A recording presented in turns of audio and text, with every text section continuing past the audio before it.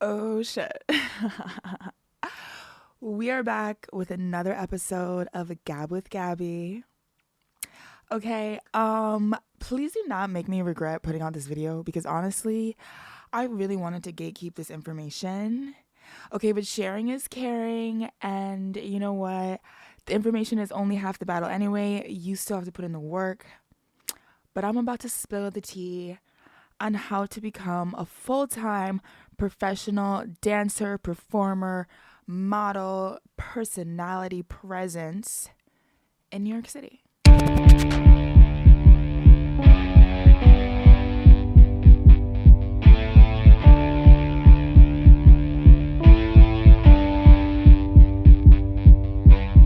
Okay, so we're just gonna tell this story how I know best. We're gonna take it from the top, okay? So if you watched my last video where basically I talk about my experience as a stripper for 4 years, pretty much from the beginning of that journey is also when I started to dip my toes into the gig world and start booking some other jobs in these other industries that I was really wanting to be in. So, yeah, basically like from a couple of months into me stripping, I did what many people did at the time. I don't know how much of a thing it is still right now, but I got an account on backstage.com. Okay, I paid the little $100 monthly or $100 yearly membership to, I think there was like a free version. You could still like see like a few listings, but it's like, all right, if you're really gonna do it, like if you're gonna spend the time applying to this shit, you may as well spend the $100 for the year and be able to see all the different things. So anyway, it was just like a general, casting. Like I know there's so many more websites now that have various castings, but this was kind of like the main entry level one at the time. So yeah, I was really up in there. Like I'm not gonna lie, like this was also at the same time where I thought I was so cute and fancy because I had an Equinox membership. I had gotten the one, it was like the printing house location.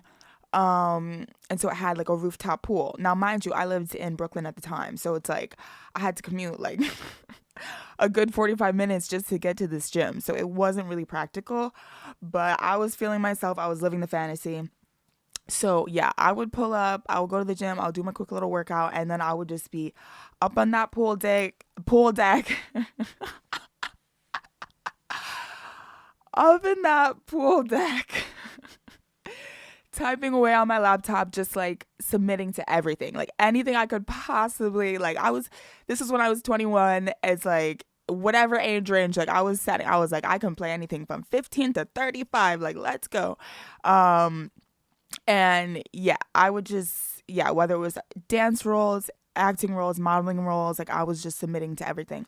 Um, yeah, I think the very first like couple of weeks, I was like, did I do any? I think yeah, I definitely had to have done some free shit. Maybe not. Maybe I really got away with like only doing stuff that was paid. Mind you, it might have been like really low rates. I mean, I know it was low rates for a lot of them, but anyway, because there definitely were, other things where, yeah, you just, yeah, not actual jobs, um, but experience. Because at the end of the day, it's like, yeah, you gotta build the portfolio, you gotta build the reel, you gotta get the experience, mind you. Yeah, obviously, if you watch my last video, I have a dance background. I was pretty serious about ballet for many years of my life.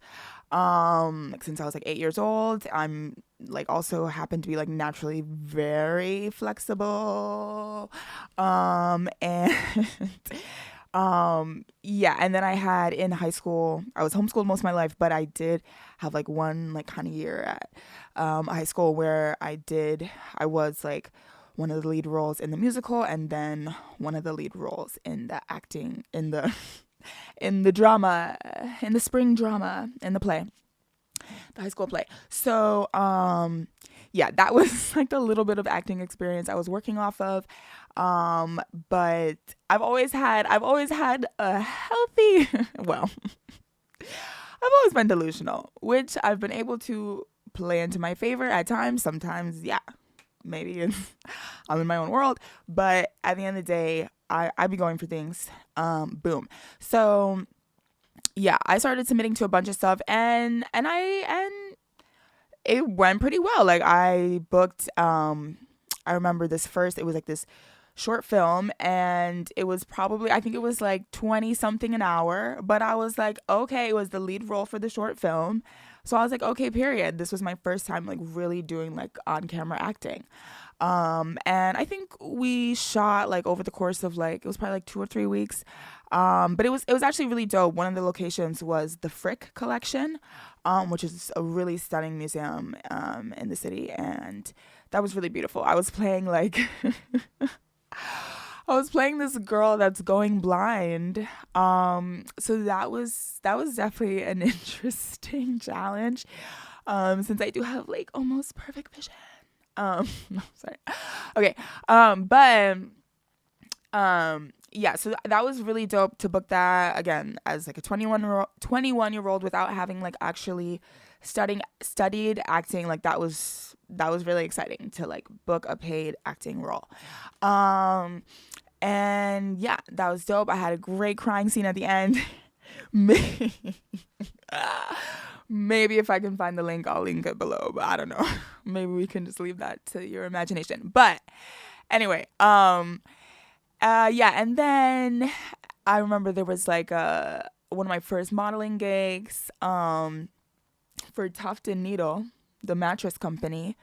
But it was cute. It was at least like one of my first like, more so like commercial grade modeling gigs, where, it was like over $1,000, and they, paid for our hotel, and it was like, whatever. But yeah, I thought that was super cute at the time. I was like, oh my God, I'm a real model. But to be honest with you, I mean, at the end of the day, I think, I gave what needed to be given, and everyone did love me, but there were a few things like I remember I hadn't shaved for like a few days prior.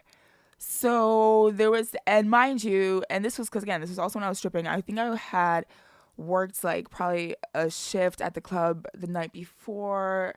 Like we traveled to the location. I don't know. I just remember kind of being a little out of it, and like even though you would think I'd be you'd think I'd be shaving regularly for the strip club, I definitely was not necessarily. And this was pre laser hair removal. Now now I don't have to shave. But yeah, so I remember like I had some stubble going on, and the makeup artist tried to like, oh no, well, they tried to cover one of my scars, which mind you, it's a scar on my leg that I also got from giving too many consecutive lap dances. This was again in one of my first month as a stripper, and I didn't realize that like my shin was like rubbing against the carpet the whole time, and I got such severe carpet burn that I really do still like have the scarring to this day. But anyway, so I think it was that scar that the makeup artist actually was like trying to cover with makeup, but then later on it ended up like getting on one of the mattresses, and it was like this whole thing. So anyway, but there were some cute shots. But yeah, so I kind of started to like, get some of my first bookings. And that was dope. I did a bunch of other just like, really random things. There's actually a choreographer who I have been working with like pretty much to this day. I was working with him on a project this past summer, and I was like, oh my God, it's literally been 9 years that I've been working with him over time. So, but anyway, so yeah, doing random shit like that. Then, some exciting things that came later. And mind you, here's the other thing too. It's like all the while of this happening, like I'm posting everything. I post, like I've been able to, well, we're not going to get into the present situation, but like I've always been pretty diligent about just posting all my gigs, all the things that I do. And so, yeah, I had kind of already built some momentum also online, having a presence, which is like pole dancing and, these various things. And, yeah, so then one day, a couple friends tagged me in this post on Instagram, about like looking for pole dancers for, you know, a music video for like a major artist. And, you know, you never know with some of these flyers, right? In some of these castings, it's like, sure, major artist. Like, what does that really mean? Like, you know, anyone can really say that. And so, and I didn't know at the time. Like, now I know the casting director who had posted this. Like, he's, you know, been in the industry for many, many years. But I didn't, you know who was credible yet at the time. So, yeah, I was kind of just like, who knows what this really is? But I submit to this casting. And mind you, I'm thinking in my head of like, oh, you know, I think, no, the thing is, I think I literally was like joking. I was like, it better be A$AP Rocky, otherwise, the fuck. Well, it turned out to be A$AP Rocky and FKA Twigs. Okay, this would have been, I think, like either like maybe 2017, 2018, the summer of.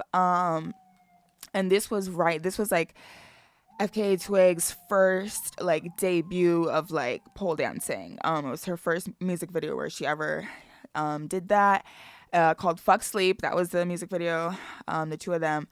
And yeah, that was fire.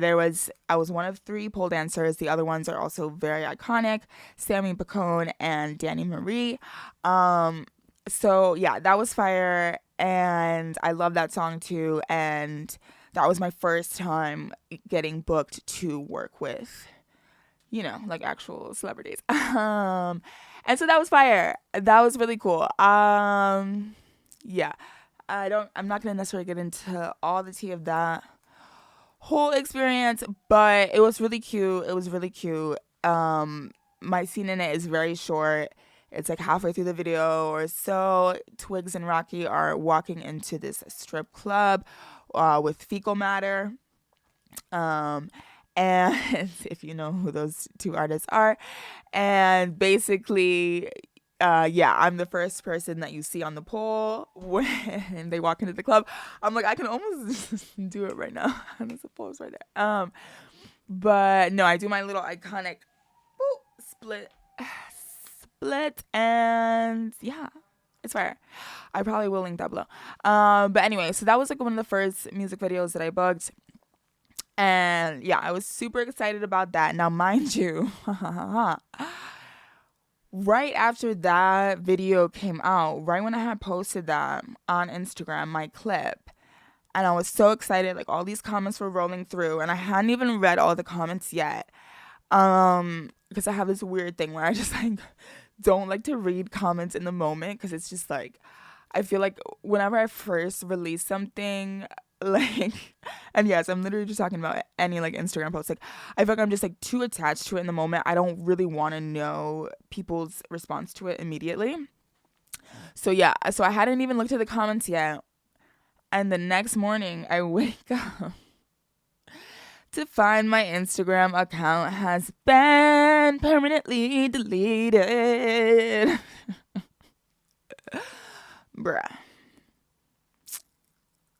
Yeah, I was not pleased. I was not pleased. To this day, I'm still not even sure what the fuck how exactly went down, because I had essentially, like, after I went to try to open the app and like saw the notification of like, your account has been deleted, I then saw that I had an email saying that like somebody was trying to log in, like let us know if this is not you, but like I hadn't seen that in time, and like who knows what the fuck out. So anyway, yeah, and I tried to get it back. I know like sometimes people will get their accounts back. I don't know why that did not work out for me.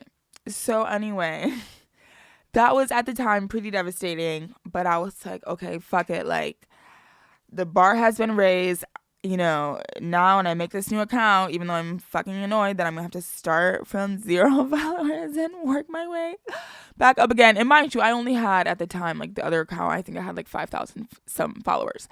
But even so, like, if you know, like, it's like, even 5,000, it's hard to build that. So yeah, so that was an interesting little thing. Kind of felt like a setback in the moment, but at the same time, it did kind of just like force me to like level up of like, okay, this new account, like, it better be A$AP Rocky and FK Twigs music video level material. And not to say that that means I have to always be like working for celebrities, but just, yeah, just being, just generally raising the bar and just really trying to make sure that the content I'm putting out is really art that I really stand behind. But yeah, and I also went to um I did try to, do the whole modeling agencies, submitting to them, and I was trying to get that going um in those early days too, and to be honest, like after a few rejections, I was just not really feeling it. Like I was just kind of like, yeah, okay. I think at the end of the day, a lot of times modeling agencies are kind of looking for like a blank slate in a way, just like kind of like this like empty canvas. Not to say like it's like yes, unique features, but also like I think sometimes in a way it's like I almost be having too much personality to where they're just like, wait, is she gonna wear the clothes or are the clothes gonna wear her? Like they at the end of the day they're trying to sell clothes, they're trying to sell merchandise, like whatever the case is. Whereas like once I get involved, I'm not gonna lie, like the focus is mainly on me. It doesn't really matter what I'm wearing. Anyway.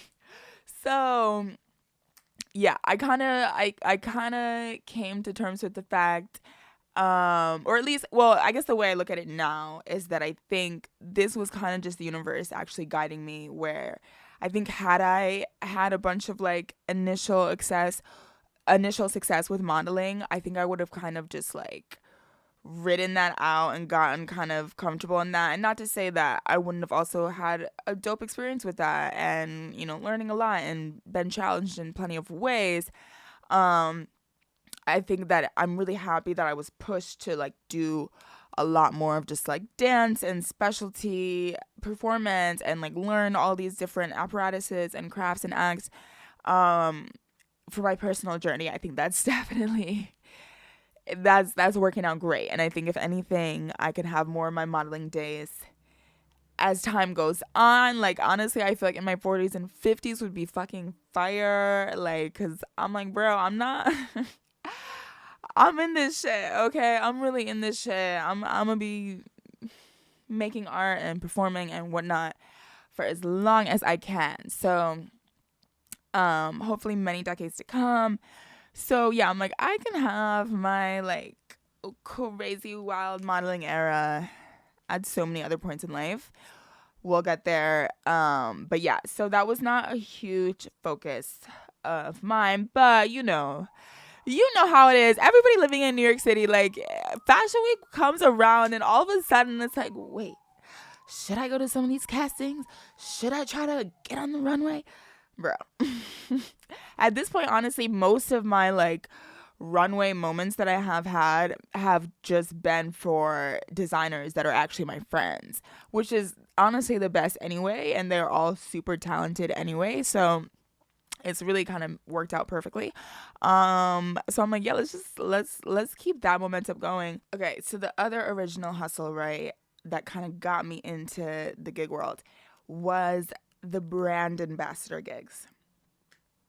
So, yeah, if you don't know, basically you're just getting hired for like random events to do random tasks. And yeah, they do tend to like to hire like quote unquote model-esque people, but it's a little bit broader of a pool than the other modeling things.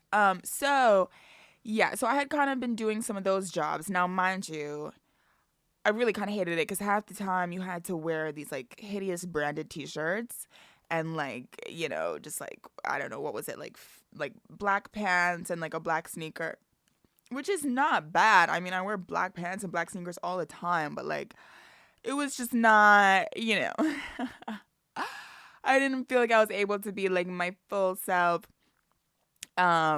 It wasn't the most like creatively satisfying and liberating experience. Anyway, so but this is important because one of the brand ambassador gigs that I did, pretty much the last one, was for NARS Makeup.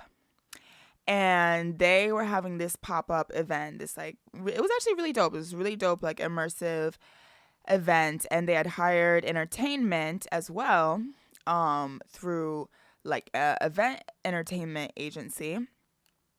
And so I was there. The brand ambassador people, they happened to put me in this room that was just like wall. The wall was full of mirrors, and in the center it was like an octagon room. It was like a circular room, and in the center was a pole. Girl, I was like, well, don't mind if I do. So I happened to, I was working the room, okay? And so the person the owner of the entertainment agency who had booked the other entertainment, she saw me there for that event, and I was scouted.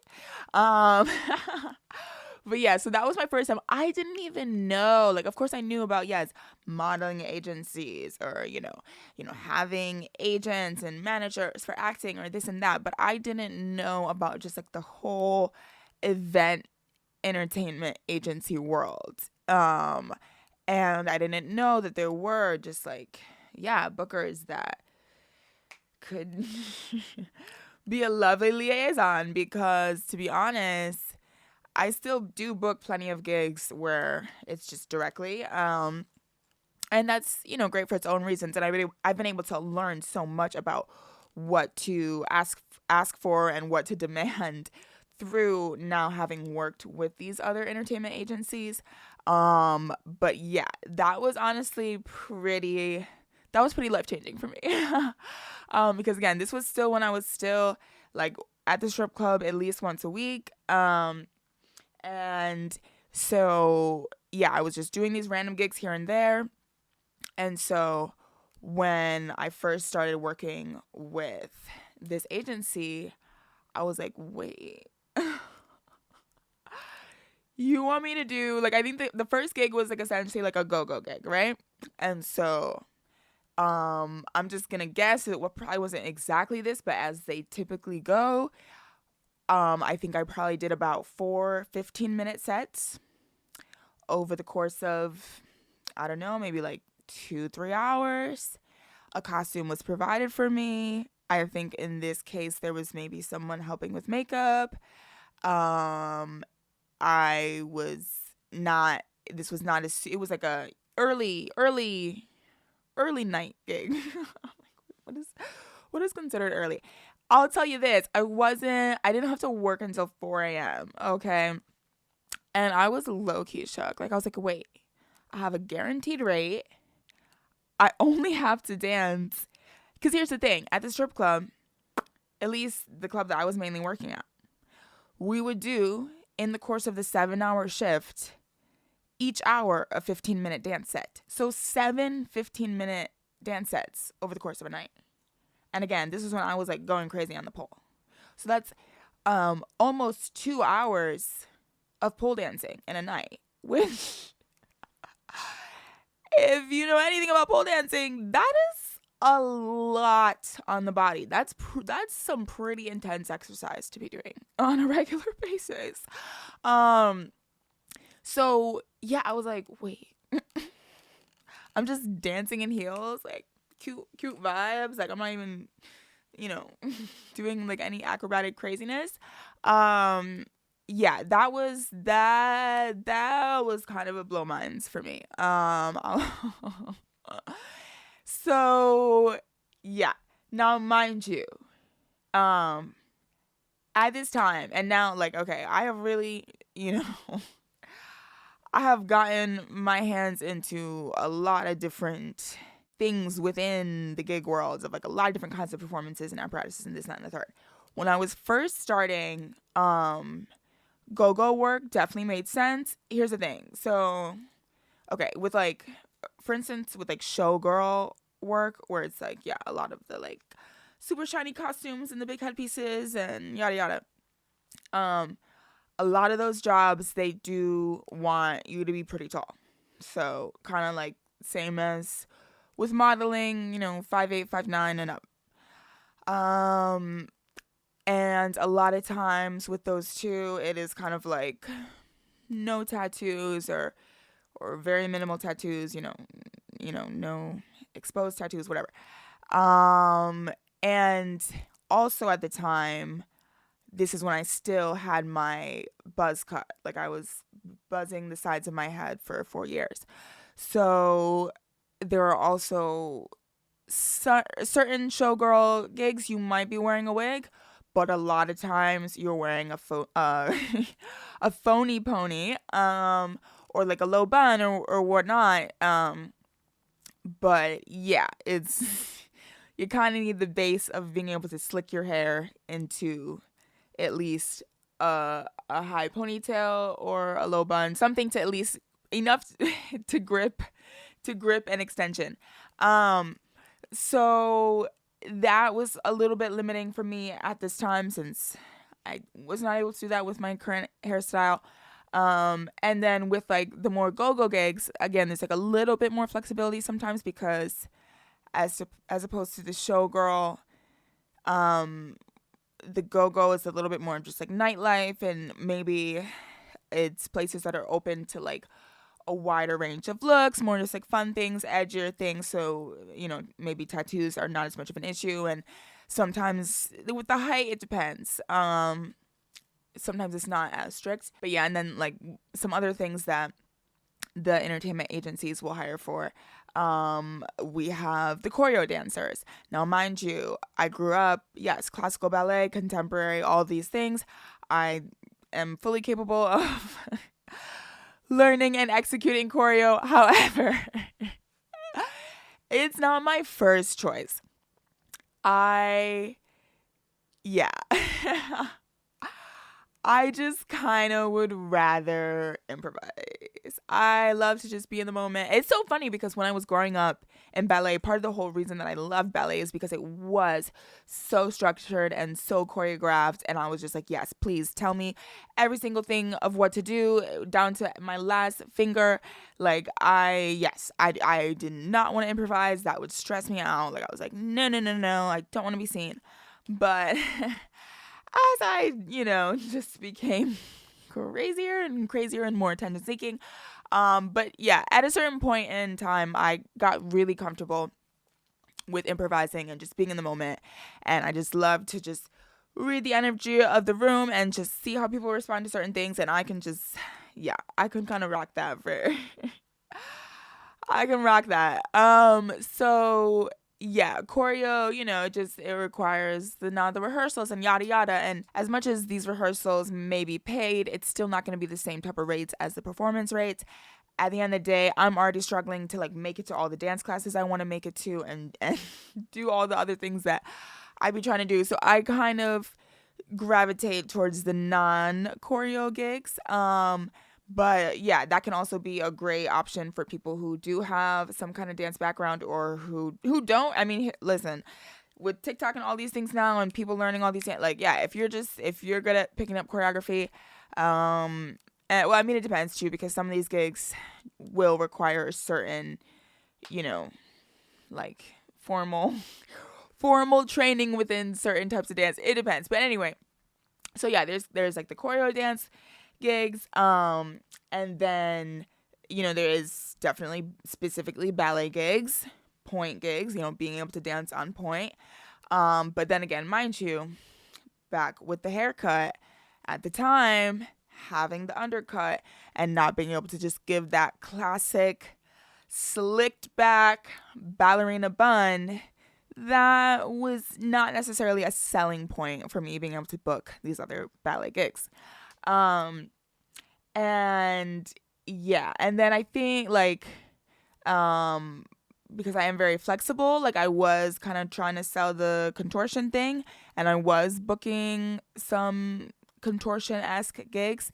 But that is also something that I still often pair with other things, whether it's like a champagne glass, I'll do a contortion act on. Like a life size, like a martini champagne-ish glass, or I'll do like in a large floating bubble on like a pool. Contortion in that or something like that. I'm still working on my freestanding handstands, and that will open up more doors for me for the contortion gigs in time. But anyway, yeah, and then this was before. Now I do other aerial arts, other aerial dance, but at the time, yeah, it was kind of just like the pole dancing and the go-going, and a lot of people were, kind of advising me towards burlesque.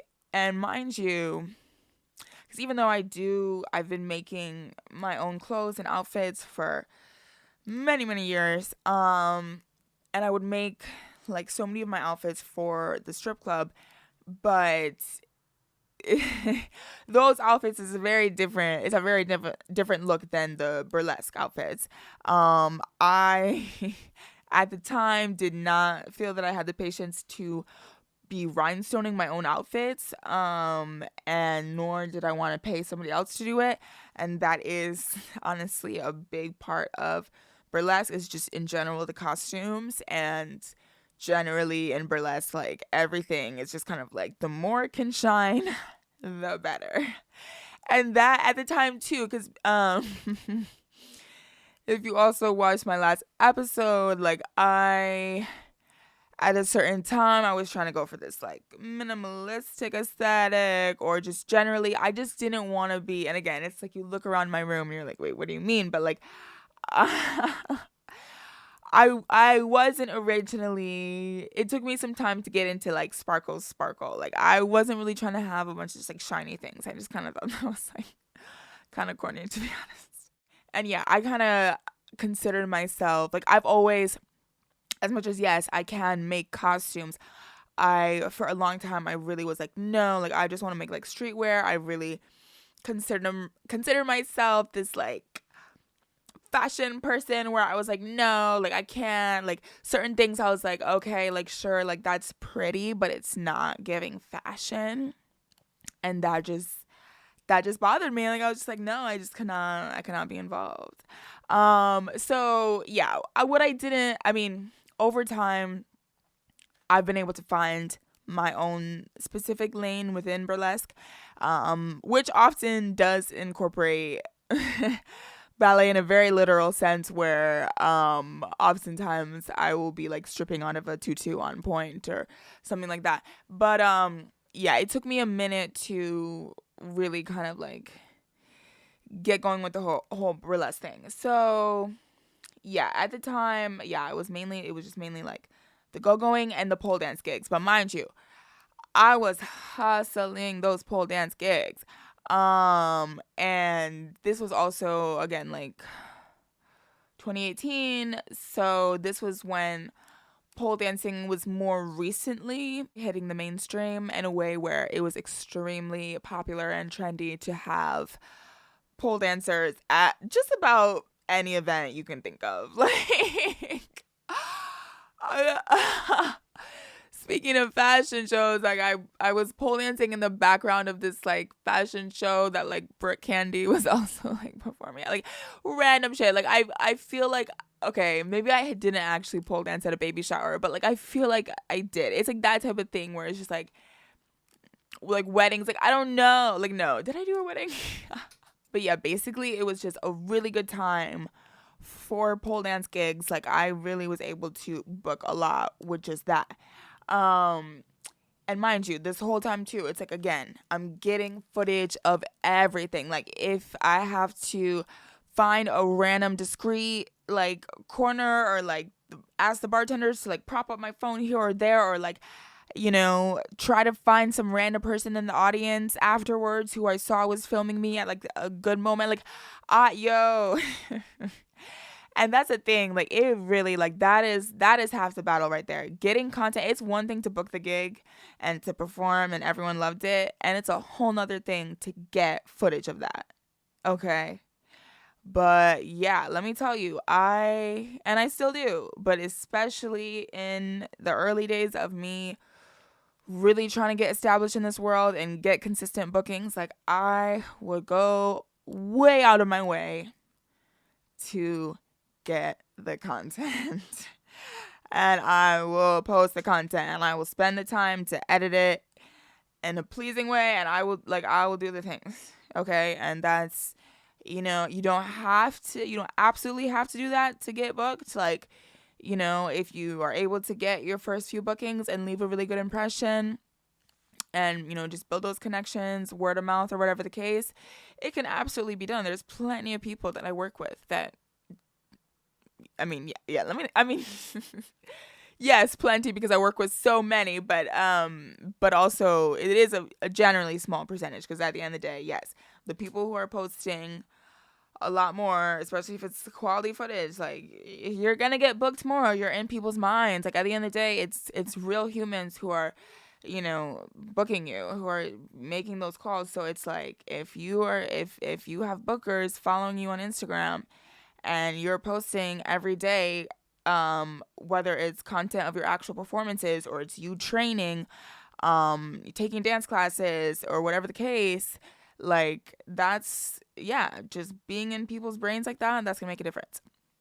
But yeah, so basically right when things were picking up enough with the gigs, to where I was like, okay, I think I can actually support myself without working my one night at the strip club. And yeah, so this was like, I was approaching having been at the club for 4 years. So conveniently, since I already had gone to my first strip club audition on my 21st birthday, I was like, how fun would it be if on my 25th birthday, I kind of have like my final farewell last shift at the strip club. So yeah, I basically did exactly that. I don't think it was like the exact day of. I think it was maybe a couple days after my 25th birthday or something. But anyway, I had, and the club was really fun, where they would always have the option of, like, if a dancer wanted to have a birthday party, they would make like a banner and like have balloons, and it was just a fun little thing to where it's like, yeah, you can just really sell the fact that it's your birthday and hopefully make that birthday money. So that was already a thing. And yeah, so I had my last shift. Now, mind you, full disclosure, because I'm an honest girl, I did end up post-pandemic having 2 random other shifts where I went back to one of these other clubs that I had worked at in the past. And I was just like, because I was just it was when unemployment benefits had ended. And I was like, wait, what is happening exactly? And I panicked. It was like, I think around, January, February, slow season. And I did go to the club a couple more times. But anyway, so yeah, technically, that is just to say that technically this shift right after my 25th birthday wasn't my actual last shift. But it was basically my last shift. And it was my last shift at the home club that I was at for 4 years. So anyway, I pretty much was at the point where I was like, okay, I'm going to take this leap of faith. I had saved a little bit of money, not that much. But I was like, I'm going to stop working at the club and just, use that as extra momentum or pressure for me to just keep booking these other gigs and, really try to support myself off of that. And yeah, and that's not to say, because I really don't want to tell this narrative of like, oh my God, like, I was in the depths of despair in the strip club and like, oh, thank God I got out. Like, it's not this whole, dramatic story of like, oh my God, I was rescued. Like, no. But like anything else in life, there's a certain point at which it can teach you so much, and it's an amazing experience, and you're learning and growing, and it's the perfect thing for you in that moment, and then it no longer is. And once it no longer serves you, and once it's no longer, the thing that's just gonna keep propelling you in the direction you're trying to go, you gotta wrap it up. It's spoiled fruit. It's just like, yeah, we cannot drag this out anymore. So, and I just thought it was kind of fun too, because I'm like, okay, 4 years, that's like what it usually takes to like get a bachelor's degree. So I was like, okay, I got my bachelor's in stripping. Now I'm ready to hit the real world. Okay, I'm not a college dropout anymore. What do you mean? um, but yeah, so basically I thought that was all very cute. So I was like, perfect, boom, we're wrapping this up. Right after that, I went on my 3-week trip around the world. I think I also mentioned that in my last video. But anyway, yeah, I went to like Australia by way of Hawaii, and then Tokyo and Thailand. Anyway, as I was coming back, it was when the pandemic like and quarantine was all hitting. It was March 2020. So pretty much while I was on vacation, I'm getting notification that all the gigs I had lined up when I was gonna get back had all been canceled, and I was like, oh fuck. So yeah, I was like, I know that I quit stripping, and that was gonna be a leap of faith, but then I was kind of counting on those gigs. So yeah, that was a little interesting, but at first, but as I mentioned, I did end up getting government unemployment benefits. So yeah, I felt, for me, I mean, what was it? It was like $600 a week or something at one time. And then plus, I think at one time there was like a little stipend above that. I was happy with that. Listen, I'm pretty good at managing my finances to where I can live off of, considerably pretty little, especially given that I live in New York City. So I was chilling. I was not, during the pandemic, I was fortunate enough to where finances were actually not the main thing I was worried about. That was actually when I first saw the biggest numbers I'd ever seen in my bank account at that time. And then I had a moment of like dabbling with stocks, which, did go very well at first as the market was, as that was happening. So I thought, like, for a minute I was like, oh my god, like, I don't even have to do any more gigs again. Like, I'm gonna just trade stocks.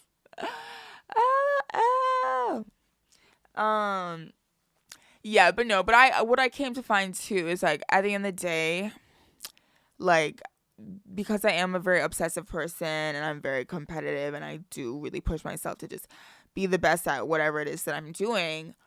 And then, yeah, I get some initial success in the stock market, but then ultimately, and of course there's there's obviously the level of unpredictability and luck and whatever the case, but there is definitely, for me to have really continue to do well, I would have just had to spend more time researching things and just being aware and just checking up on what the current scenario was with my investments. But I would get emotional and stressed out and, be too scared to check it once things started to go poorly. And, like, at the end of the day, I just don't want to be on my phone or on the computer checking this stuff. I don't care about half these companies anyway.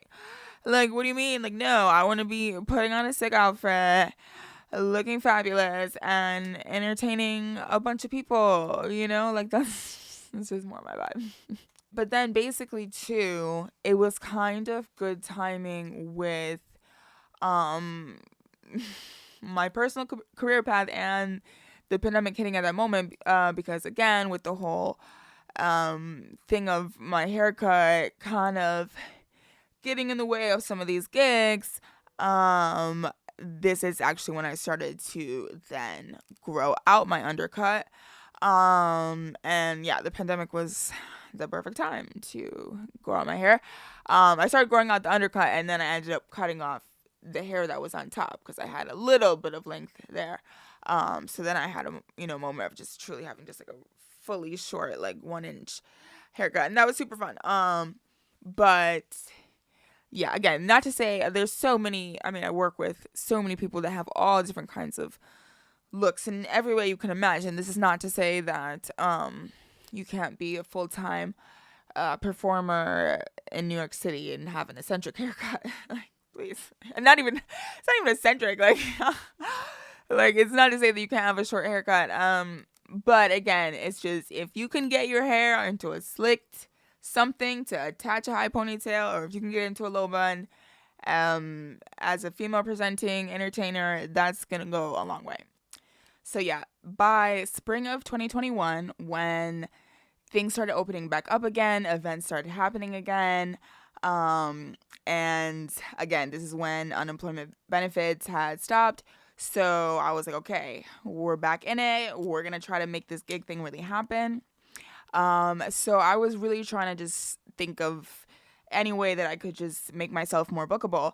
And I ended up getting my own stage pole, because that's the other thing where a lot of times people would want to book a pole dancer, but a lot of venues, you can't have a floor to ceiling tension rod.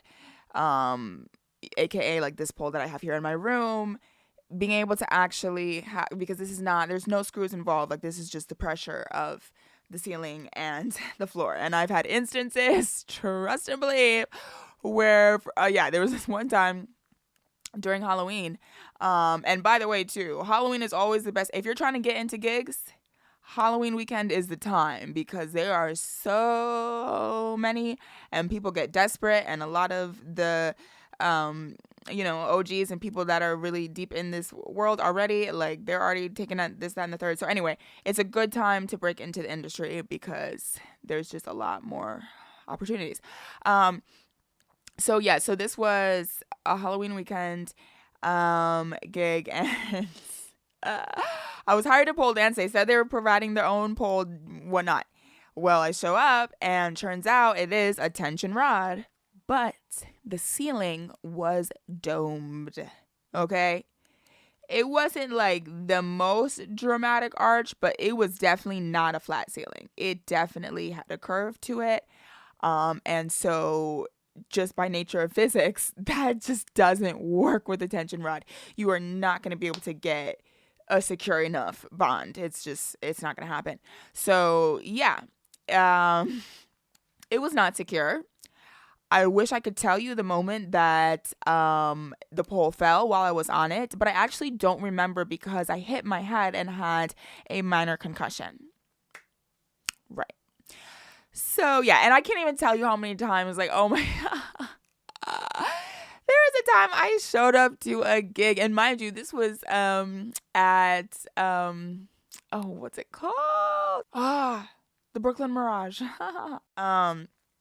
And no, shout out, I've had amazing gigs there. I've had so many different gigs. This was not about the venue itself, which is the only reason I am quoting them. But basically I showed up, and someone shows me this, like, it was literally just this random metal rod that had a light on top of it.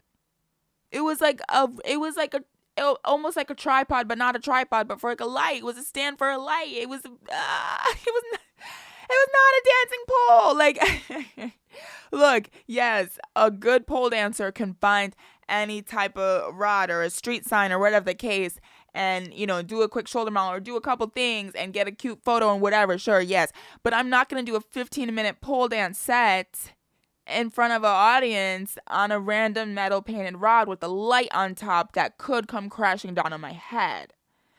And there's been other experience. Yeah, like, oh my goodness. Now that I'm remembering, oh my goodness. And then too, like, I remember this one gig where, I was pole dancing again, mind you, on at least like the rod itself was like secure, but it was, again, just like painted metal. Like, it wasn't perfectly smooth, and like when you're literally gripping something with your skin for dear life, like, these things matter. These things, they matter. So anyway, but on top of that, they had given all the guests, and this was like for a coat company. It's like it's like a fashion thing. Anyway, they had given all their guests fake money to throw at us. And it was a very low rate to begin with. Very low rate for pole dancing. And now all these influencers think they're so cool think they're getting the strip club experience throwing fake money at me. Yeah. Not the best, not the best. But at the same time, Lil Kim did perform at the end of the night, so it was still pretty cute. I don't generally recommend doing the gigs for, the exposure or the whatnot or the experience, but every once in a while, you just gotta live your life. You know what I mean? But yeah, that is to say, like, yeah, with pole dancing, it just can be tricky because actually just logistics of having a good functional pole in the space can be tricky. So yeah, getting my own stage pole, which is essentially just has like a weighted bottom to where it doesn't have to attach to anything on the ceiling. You can take it anywhere. You could have it on the beach. You could have it, So that's great. But at the same time, because it has a weighted base that has to have enough weight to where you can dance on it and not die, it's very heavy and very annoying to transport. Okay, so when I was doing this hustle where I was, oh my goodness, yeah, booking these gigs and Ubering the stage pole to the venue, setting it up myself, then proceeding to pole dance, then proceeding to have to wait till like the end of the night sometimes for, the venue, for the event to be over to then break down the pole and get it back in an Uber home. Like, it was, oh my God. Girl, you want to talk about running a marathon? I ran a marathon. It was not as hard as this shit was. Like, when I think about, the times that I've really just like put my body through the ringer, the marathon might not even make top 10. Like, it really is these marathon gig weekends where, yeah, like when you're doing already all this really highly physically intense performances and then also schlepping with a bunch of heavy stuff, it can get crazy. So anyway, yeah, so but I did that for a minute, like, yeah, particularly 2021, and I also would rent out the pole. So that was just another hustle, okay? And mind you, by this time too, this is when, like, okay, now my hair had grown out, so I was starting to do the other ballet gigs and the showgirl gigs and more contortion, all that. Anyway, so but yeah, but it was cute. Like, I was getting a bunch of really fire bookings and, it was dope. But at the end of the day, it was still financially, like, it was a little stressful. You know what I'm saying? Like, there was still that anxiety of just kind of like, ooh, I really hope I don't have a slow couple weeks because there was just still a lot more gaps. And so, yeah, basically summer of 2022 is when I finally was like, okay, I've been on a bunch of these gigs and there always will be these stilt walkers and they're wearing sneakers or like boots underneath their stilts. And I don't know exactly how much they're making, but I know they're making more than I'm making as like a ground performer. So I was like, let me see what's going on here. Okay, best decision. Mind you, it's not like summer 2022 was not the first time that this thought had crossed my mind. I had actually kind of hesitated because, well, for one thing, I didn't really know how hard it would or not be to learn. So I didn't really know, like, how much is this going to be next few months I have to spend investing to learn this thing and then But then also, to be honest, I just didn't think it was like that cute. Like, I thought it looked impressive or whatnot, but a lot of times, I'll be honest with you, I didn't always like the outfits. Now, mind you, I have, since just seen the most incredible stilt walking outfits. Honestly, shout out to Maria Kent, because usually all the stilt walking outfits that I like, she has her hand behind. But, yeah, so just in general though, like, I was just kind of like, because as much as, yes, I was trying to just like hustle whatever I could, just get whatever gigs I could. At the same time, it's like, yeah, ultimately, you know, my main priority is always to get up in the air. I love to be in the air. I love to be spinning around. Boom. But just generally, I don't know what it was, but a lot of the stilt walking looks and the outfits and something about it, I don't know. It was just, maybe it was like a little too circusy for me at that moment. Or not circusy, like clownish, which I am a clown, y'all, okay? I have nothing against being a clown or looking like a clown, but I think it wasn't my original vision that I had for myself. But anyway, I finally sucked it up. I was like, let me see what this is giving. And I had a House of Yes. They were having sometimes we'll have like for the performers like an open training situation. And this one week, shout out to Justin Ketchner. He was like, listen, we're gonna have like a stilt walking kind of workshop moment on this day. I came through and he pretty much showed me the basics of like, all right, this is how you strap it on. And I basically had a ledge and I would just walk back and forth, holding onto the ledge at first. You have to be somewhere where the ceilings are tall enough to where it can handle an extra 3 feet on top of your height. So anyway, I just practiced walking back and forth for like a couple hours. And honestly, by the end of that, I was able to let go of the ledge and walk around. It was still, I was definitely nervous. It definitely still felt a little like, whoa. But I was like, okay, like I'm already like getting the hang of it. Boom. I did one more practice session and then I started gigging. So it actually ended up being a way shorter learning curve than I expected. So that was great. So that was a pretty big game changer for me. Like once I started stilt walking that summer, like it honestly probably doubled the amount of gigs that I now book, if not more than that. That was pretty major. And again, like, one of the conveniences of it is it's such a portable show. Once you have your stilts, like you don't need a stage, you don't need any other fancy apparatuses, aerial rigs, none, like you're good. It's just a moving stage. And honestly, half the battle really is just like having to carry them around to the gigs. Like, I'm pretty, I'm pretty stubborn about taking the train as much as possible, taking the subways, taking whatever kind of public transportation. If it's late at the end of the night and I know the trains are going to be running extra slow and there's like a bunch of transfers and I do have my stilts with me and like, for instance, maybe I did, 3 or 4 gigs that day. Okay, I'm going to take the Uber. But I've been pretty like, I be sucking it up. I be taking the train.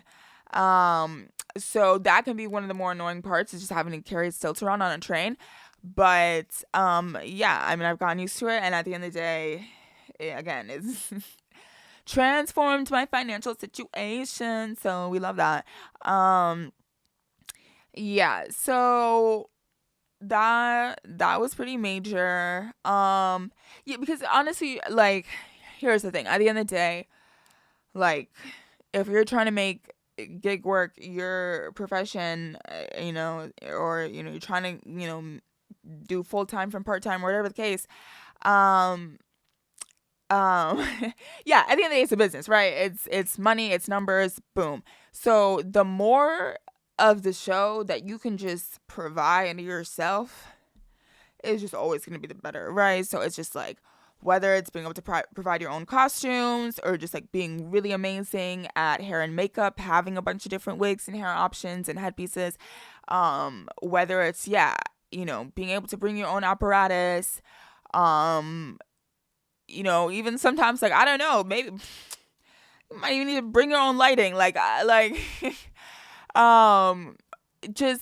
more that you, obviously, the more you can provide, the more that you can earn. So, in whatever way that can be done. Like, again, like, within all these different things, like, there are certain, like, again, it's like, yeah, with the showgirls, it's like, okay, you might need to be kind of tall and not really have tattoos. And then for aerial dancers, for the most part, a lot of them tend to be on the shorter, petite side. Now, mind you, I do aerial now, and I'm definitely one of the tallest performers, aerial performers, for sure.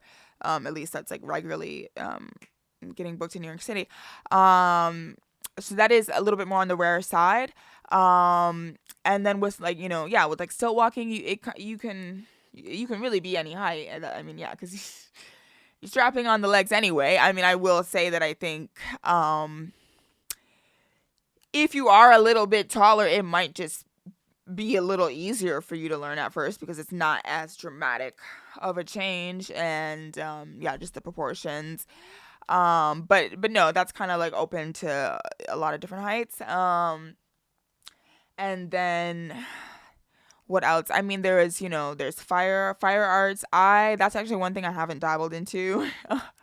I don't know if it's from my bad experience when I was 5 years old and I was having a candlelit bath with my sister and my cousin, and my hair got caught on fire. And they didn't tell me. They just started screaming, getting out of the tub. And then my hair was ablaze. But mind you, we were in the water. They could have just dunked me. Anyway, my hair has gotten caught on fire before. And in general, one day I definitely do want to finally open up that world for myself. But that has not been one of my main priorities. But that's also definitely a big thing that gets booked within the gig world. Now, mind you, too, there are limitations with venues. Like, there's only so many venues that have the licensing, and just a good setup for fire. So there is that element. Often, the fire artists will also do other, like, LED, and, like, I think it's called, like, poi or something. Poi or koi, or I don't know. Other just props and different things with, light tricks or various things. And again, like, costuming really is a huge thing. Like, truly, truly, truly. If you want to be a full-time gig performer, you have to have your own costumes. And again, this is something that I did kind of, like, hesitate to really, really dive into, but over the past couple years I really have, and I've seen it make a huge difference. Whether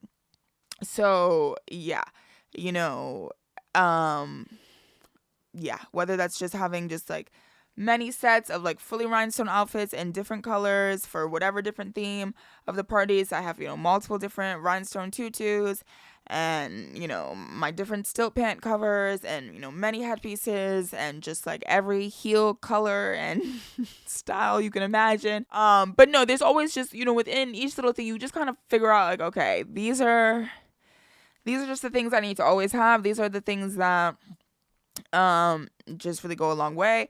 Again, with, like, the makeup too, like, I am no makeup expert. I will say that. Not, at least I thought I was at one point.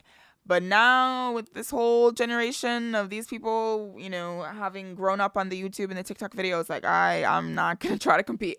But, so I'm not amazing, but at the end of the day, like, I know my own face, and I know I can generally achieve the makeup looks that I need to. But that is the one other thing with, like, a lot of this gig work, like, for the other, like, commercial modeling gigs or, certain things, yes, there will be hair and makeup team. But for a lot of these other gigs, for parties and nightlife and weddings and yada yada yada, you're usually doing your own hair and makeup. So even something as simple as that, as just being able to really execute your makeup well, like, really know how to lay those lashes, okay, and just that can definitely go a long way too. Again, the content, the posting, I hate to say it, but it really is a huge part. Like, just do it. I know you're tired. You just danced your ass off for 20 minutes and you dealt with all these people and you were just posed for 103 of everybody else's photos and you just want to put your feet up for a second. You've been in heels all night. You just want to have a little snack and just kiki and chat for a minute in the dressing room. But did you get your content yet? Did you get videos of your actual performance? Did you get photos of your whole look? Did you get close-ups of your makeup look and fun selfies and other random BTS? Because if not, you can have your snack on the next break, okay? Get your content before all your makeup sweats off and you have to change your look anyway and some other random malfunction and oh now the set's gonna be earlier and actually now you guys can leave and you never know. There's no time like the present. That's the one thing I'll say. Like, you can never it's not oh yeah, maybe later at the end of the gig. No. Once you're in your look, once the makeup is done, start shooting. No, here's the thing. Honestly, I like it is a beauty and a luxury to not do this or to not have to. And I only aim and work towards not, I'm fortunate enough to where I feel that I have paid my dues. And at the end of the day, even if I do not post about every single gig, I will absolutely still be booked and I will be fine. But 100% a huge player and how I got to the point where I am now, where I do have an abundance of gigs, is because I really was on top of the content. Again, like literally going out and chatting with people in the audience, random people in the audience, just to ask them, oh my God, wait, did you get any footage? Oh my God, wait, do you have an iPhone? Wait, can you airdrop me? Yo, I'm a slut for that shit. I will do it. And because honestly, it's not even just about getting the content and the footage for yourself to build your own portfolio. It's also about the other people on the gig and the booker. Like, if you can actually get really fire content and then you post it and you tag people like that, I'll be tagging everyone. Sometimes there's certain rules, like certain agencies, entertainment agencies, they'll have certain things of like, oh, don't tag the other dancers, or, I'll often, don't tag the location or whatever the case.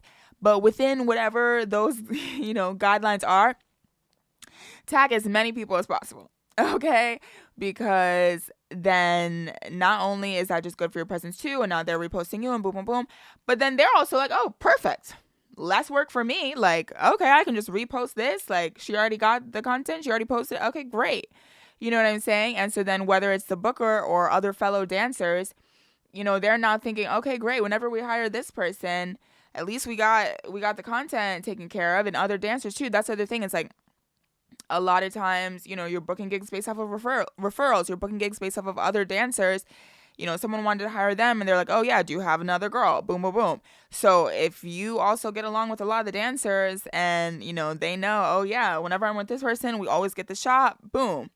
It's only going to work in your favor. So that's the thing. It's really like, it's just about really just going above and beyond every gig, because you really don't know, especially as you're getting started, you don't know who are the OGs in the industry yet. You don't know who's on every gig and who are the other newcomers and whatnot. And you gotta be a good vibe. Like, at the end of the day, it's like you're spending time with these people in a dressing room, you're all getting changed together, you're getting naked together. Sometimes there'll be travel gigs where you're now, on a plane with these people, you're in hotel rooms with these people. And so it's just really important that it's like, everyone's getting along and the vibes are there. And so, it's like, don't be a suck up, don't be like annoying. And like, actually, there's also, there's a little bit too much fangirling in the dress room, can also be annoying. Like, you don't want to, you want to also give people their space and whatnot. But yeah, just being able to just get along with people goes so far. It goes so far. Like, it's just, yeah, a bad attitude can just kill everything so quickly, because it's just like, this is not a job where it's just like, as long as, you get the paperwork submitted, or as long as you da da da da, it doesn't matter what look is on your face, it doesn't matter what your energy is, like, you can still just kind of like complete that job and boom. Like, no, this is a job where it's all about the vibes, it's all about the energy, because at the end of the day, you're supposed to be hyping up everybody else, whether it's a formal setting of like an audience and you're on a stage, or whether it's a party where you're mingling and you're dancing with people, you're getting them on the dance floor. Like, it's all about, yes, just bringing that energy, bringing the vibe. And so if you're not even able to do that in the dressing room with your coworkers, how are they going to trust you? How are they going to feel confident sending you out onto the dance floor if, like, you just have such a bad attitude because, you don't like your costume, or, yeah, I get it. Like, the feet be hurting, we the heels be hurting, the things be hurting. There's a lot of things. It's hard. There's it's a fine line. There, obviously, we need to advocate for ourselves. There's certain things that are, more painful than they need to be. There's certain things that, like, a small change could really make a huge difference in the comfortability of a performer. And it's like, let's absolutely try to do all those things that we can to make the experience as comfortable as possible. But at the same time, you got to kind of have an understanding of, like, what's kind of just part of the gig. You know what I'm saying? So it's like, yeah, I'm not wearing makeup right now. I don't generally wear makeup. I pretty much only wear makeup when I am working, because technically, like, there's just natural wear and tear that's going to happen. I don't know why I'm using makeup as the example when half the time it's like actual, like, blood is being shed. No, it's just, depending on the thing, like with, with pole dancing and aerial, yes, like, skin might be removed, blood might be drawn, definitely intense calluses, all types of things like that, just generally, like, the bones and the muscles aching. With things like the showgirling and the go-go, yeah, it's mainly about the heels. Sometimes the costumes can be uncomfortable. You might have a heavy headpiece that is a little too tight and it's just digging into your head, and maybe those sets are sometimes longer, so that can be tough. There's all the different things, they have their little, discomforts, but just trying to have a positive attitude as much as possible, and frankly, being a yes person, like, I'm kind of speaking with the lens of, like, towards someone who is more so getting started, where, yeah, at a certain point, you can earn your standing to be able to say no to more gigs. But when you're just getting going, like, you can't necessarily afford to be that picky. If it's something that fully, like, goes against, like, what you believe in or your boundaries, whatever the case, like, you don't just say yes to, like, anything. But for the most part, it's like, yeah, even if something maybe doesn't sound the cutest or the most glamorous, or the rate isn't quite what you would hope, like, you just know your place, and as much as possible, just try to say yes, because frankly, a lot of people aren't really going to hit you up that second time. Like, because that's the other thing, is like, this is not a job where you have that one interview and then you land it, and as long as you don't fuck up, like, you're going to keep the job. This is a lot of one-offs. Sure, there are certain residencies, there are certain reoccurring gigs, whatever. But a lot of these are just one-off events. So part of the whole nature of it is, like, yeah, these things that come up last minute. Sometimes these parties are planned months and months in advance, and you might get a booking request months or weeks in advance, and sometimes, it's the day before, the morning of, like, you never know. So part of the whole gig too is, like, people are gonna want to book people that are just ready to go. Boom. You text them the one time and they're just ready to go. They said yes the first time. Okay. Something I had to work on was just my general speed of responding. Like, I definitely, usually when I would see the request, if I wasn't already booked, I would say yes. But I did have to work on just being a little bit more timely, because I do love to get lost in my creative zone and not be on my phone. I am not someone that's just back and forth messaging, boom, boom, boom, while I'm doing other things. Like, I'm, like, either on my phone, boom, boom, boom, posting, editing, okay, communicating, da, da, da, da, da, and then I'm putting it away and I'm doing something completely else. So that was one thing where I had to slowly create a little bit more of a lifestyle of like, even if I'm in my creative zone, every hour or two, just a quick little check on the phone just to see if there's any work requests. Boom. Also, at a certain point, before I was working with the actual entertainment agencies, and I was booking a lot of gigs, honestly, through Instagram. At that time, I had to be really mindful about checking my Instagram DM requests, because a lot of gigs would be in there. But luckily, again, things have shifted to where I do still get job requests on Instagram, but oftentimes they're not. It's a mix, but sometimes they're not really the gigs I would want to prioritize anyway. But yeah, so that's helpful because I really did not like. I like to try. Yeah, I don't like using Instagram to communicate for work things because there's just too many distractions happening constantly, and it's really hard to organize things. And it's just, yeah, I don't love that. I definitely much prefer to just text, call, email, boom. But yes, generally it is good to just, if you can just be timely and just have that good communication, that goes a long way too. Again, just like having the photos and the videos on deck, because not only to post on your Instagram, like people are going to ask you like, okay, oh, we're looking for this type of act, or we're looking for this type of look.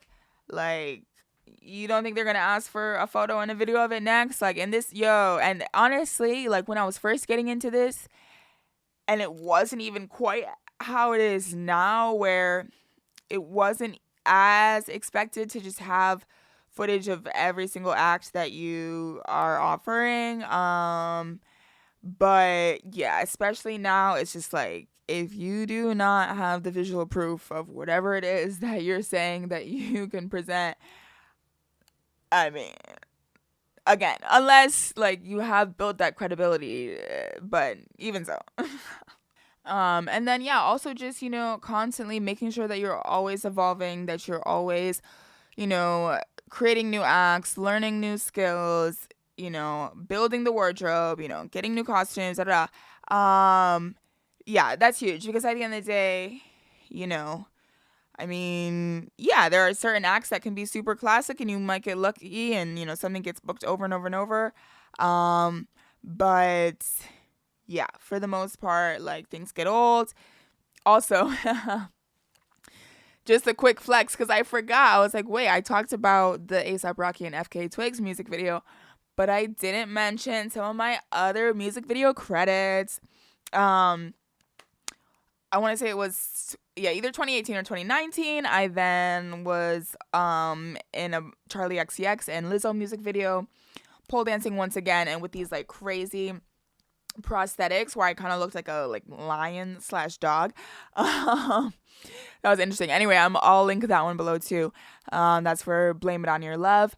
And then also a couple years ago, after pandemic, I was in a Sean Paul music video. So that was fun. And yeah, there's been so many.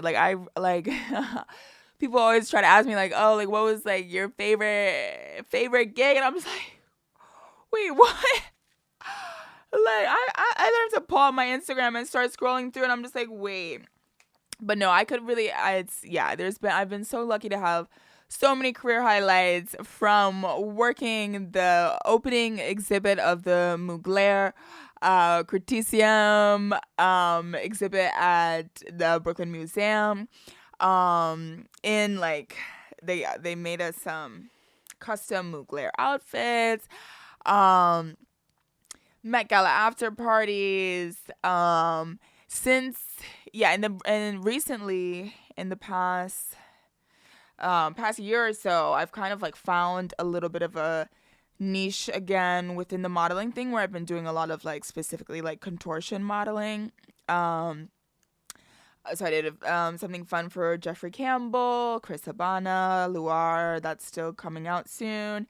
I was just recently showgirling in a Steve Madden campaign.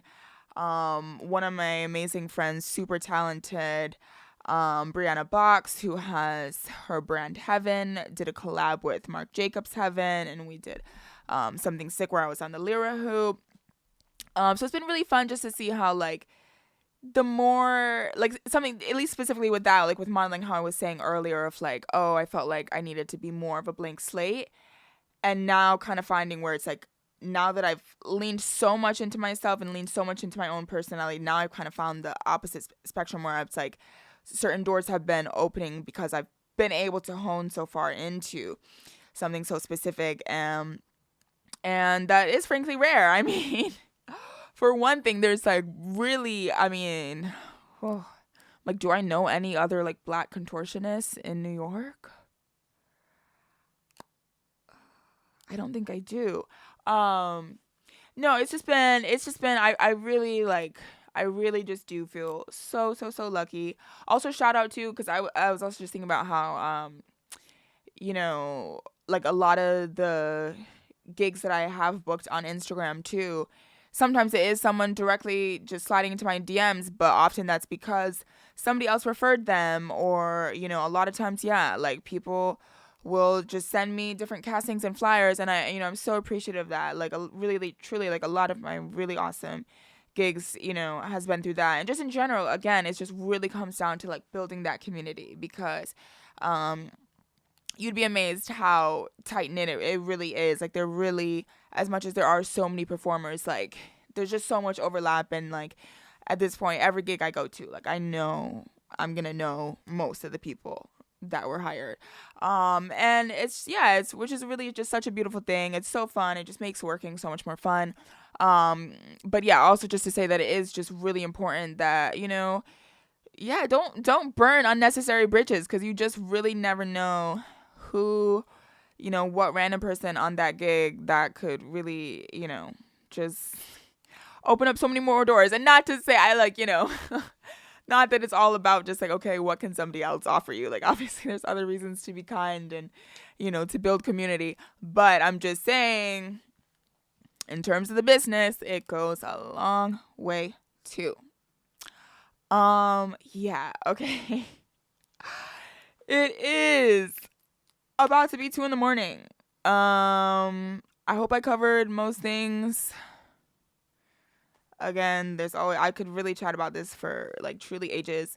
But yeah, I hope you learned something, and tune in next time. This is Gab with Gabby and your host, Gabriella Alexis, aka Galaxy.